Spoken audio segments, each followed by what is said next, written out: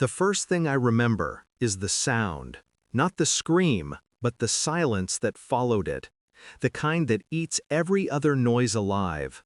The body lay in the kitchen, face turned toward the window, eyes open, like they'd seen something I still refused to name.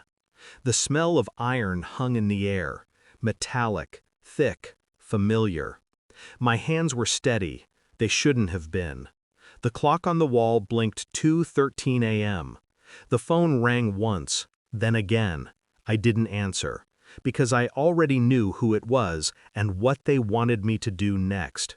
They said it was a break-in, forced entry, wrong place, wrong time, but I knew better. The door wasn't broken, it was staged.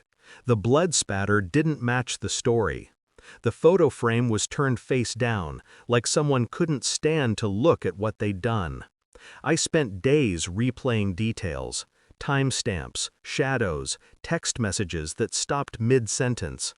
The police moved fast, too fast. The report was clean before the body was cold. Someone wanted it buried. Not the victim, the truth. I told myself I'd stop digging. I didn't. Because the deeper I went, the more I recognized the pattern. The lies were written in a voice I knew too well. I started hearing her voice again, not in words, just echoes. The way she used to laugh when she was nervous. The way she'd say my name when she lied. Every conversation before that night replayed like static in my head. I knew what I was missing. Motive. Not greed, not rage, something colder. The kind of decision you make when love and guilt start to blur. When protecting someone feels the same as destroying them. People around me started avoiding eye contact. Even my reflection felt dishonest. I found a message she'd sent an hour before she died. He knows. That was all. 2 words. I read them 100 times until the letters stopped meaning anything. That's when I realized I wasn't the investigator anymore. I was the reason she died. The evidence came quietly, like truth always does. A recording, hidden behind deleted files on my laptop. Her voice, trembling. His voice, calm, deliberate, promising her silence in exchange for mine. He was my brother, the man who'd taught me to lie without blinking. She'd threatened to expose what we'd done, the falsified case, the stolen payout, the ruined life that followed. He couldn't risk it, and I couldn't protect them both. I should have gone to the police.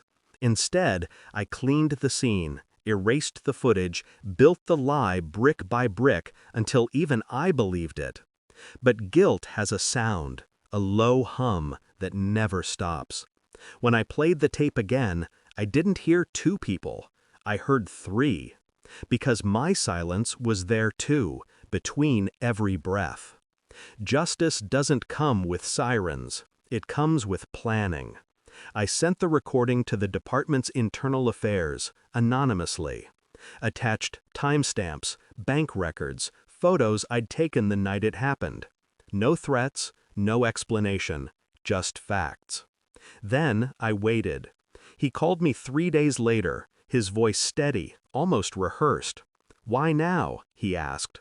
I didn't answer, because there was nothing left to say between us. Just truth, finally louder than loyalty. He was arrested before sunrise. The story hit the news by noon. Everyone wanted a statement, but I gave none. The headlines called me a whistleblower. They didn't know I was just as guilty, only quieter. He took the fall, but I built the walls that let it happen. Justice wasn't clean. It never is. But it was done. After the trial, I drove to the old house.